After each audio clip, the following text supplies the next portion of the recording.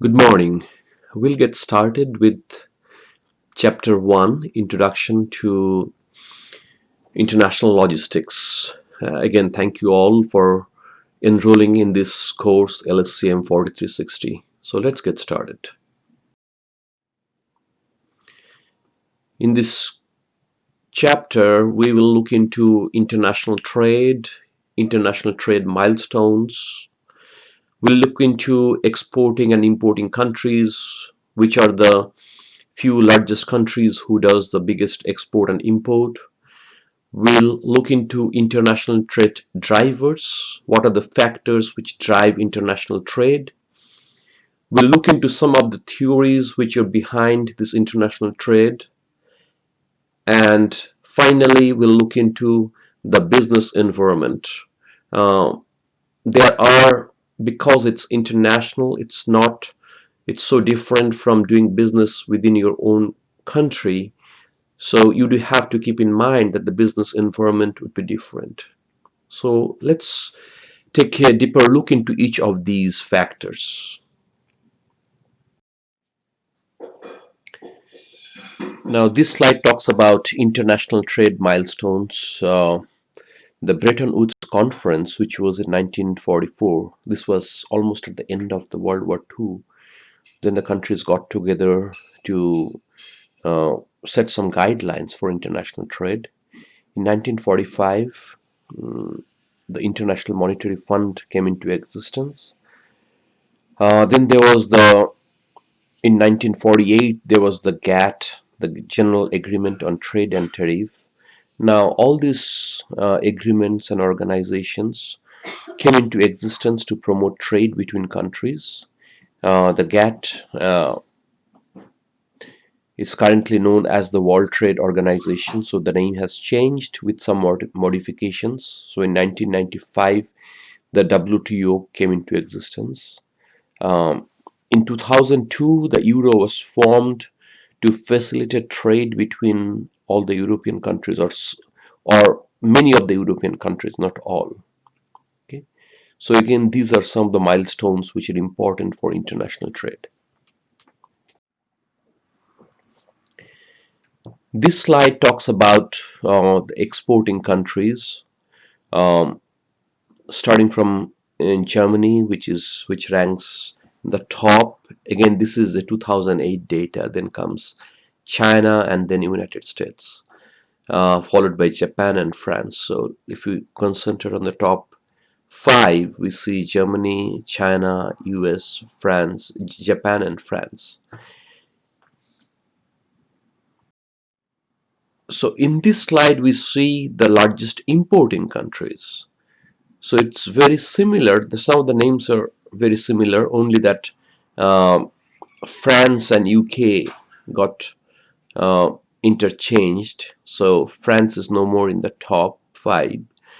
Over here, top importing country is US, followed by Germany and China. So this is probably a disadvantage for US because US imports more compared to its export. So there is a trade deficit as far as US is concerned. Now international trade happens because of various factors. uh, cost drivers is if you have a bigger customer base, your fixed cost would be divided between them. Then there is the competitive driver. If the competitor go to a new country or a new market, the other companies who are competing with them will follow. Then you have the market driver. There is uniformity of consumer taste. World is getting flatter, and this is facilitating international trade. It is easier to trade with other countries because they demand the same thing which you are buying, uh, say in US. Technology driver, with the advent of the internet, mm, transfer of information, communication between two different countries uh, has become easier, and that has facilitated international trade. Now these are some of the theories which we will look in more details uh, in future slides. So some of these theories are absolute advantage theory, then we have comparative advantage. So you should understand the difference between absolute and comparative advantage. Then there is the endowment factor, product life cycle theory, or international product life cycle theory, and the cluster theory, and the cluster theory. So we will look into each of these in our future slides. Absolute advantage, I'll just explain the numbers here. France can produce 20,000 liters of wine with certain amount of labor and certain amount of input. Germany can produce 15,000 with the same input. As far as machinery is concerned, France produces 2 and Germany 3. So over here it is clear that France has an advantage over Germany in terms of wine, and Germany has an advantage over France in terms of machinery. So it is obvious that France will concentrate on production of wine and Germany will concentrate on the production of machines, and then they will trade with one another. This is an example of comparative advantage. So we have UK and Brazil. Wheat production, we see that UK is better than Brazil in terms of wheat production. For machine, again, UK is better than Brazil in terms of machinery production. Now, UK is better than Brazil in both, but in terms of percentage, it is better in as far as machine production is concerned. So this is called comparative advantage. You are better, or a country is better in both, but comparatively it is better in machine compared to wheat. So this comparative advantage says that UK should use their resources in terms of labor and input for production of machine, and Brazil should concentrate on wheat production, and then they can trade with one another. Endowment factor is certain countries enjoy certain comparative advantages over another. So example would be Argentina, where they have huge amount of grazing land. So they have advantage for livestock like beef or other similar product. India has huge educated labor, so many of the outsourcing job is moving to India. So because of that endowment factor, US is more entrepreneurial opportunities are available in this country. So in that way, innovation and development takes place here in US.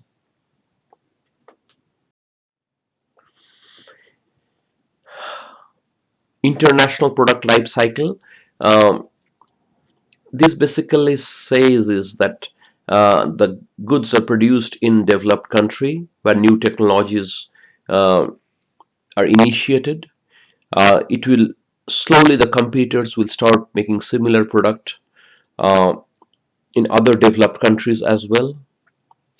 Uh, then finally, in the stage 3, everyone is producing goods, but now it is based on the price. Whoever produces goods at lower price, he wins the market. So the manufacturing base moves over to developing country where the production cost is low. So this graph, the first graph over on the left hand side top, it says that in the country of innovation, when the product just start coming out in the market, the consumption is low, production is high. mm, it is exporting because it's not produced in other country. If you take a look at the next quadrant, I would say, for other advanced countries started producing this similar goods or the same goods. So there is a time lag in between. So the consumption is higher than production. So that gap is being fulfilled by import from the country of innovation. But slowly after the crossover, they started producing more and then they will export. In the developing country, the bottom quadrant, what we see is, again, the time lag is bigger. Um, the consumption starts, and there is a gap between consumption and production. So they have to import, or the developing countries have to import goods. But after the crossover between consumption and production, they start producing more, hence they will export those extra items. Porter cluster theory. Uh, Cluster theory says that, well, industries of the same nature, they get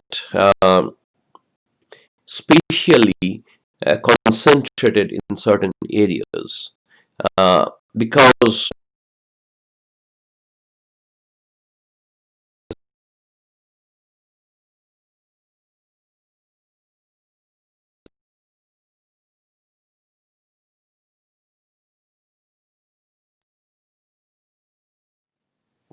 example of clusters are the Silicon Valley, where we see most of the information technology companies. There are skilled labor available there. There are infrastructure which are required for information technology, and that's the reason they're concentrated over in the Silicon Valley. If you take the example of Switzerland, we have seen there are a lot of watch manufacturing which takes place there. That might be predominantly because of the skilled labor which is required for watch manufacturing is available in Switzerland.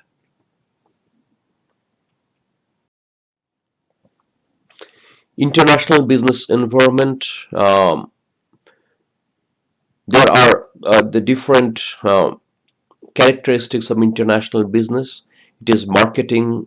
Again, a special marketing effort is required for international business. There are cultural differences, so that has to be kept in mind. Finance, economics, travel, language study, foreign contacts. So these are the different trends of international business. Uh, well, travel is required if you have to do business with a foreign partner. Finance, uh, some banks may or may not be ready to finance you if your activities are overseas. So you have to find a bank who are ready to take that risk. Language study. Sometimes if you have to do business in a foreign land, you have to know the native language. So these are some of the factors that are to be kept in mind if a company decides to get into international business.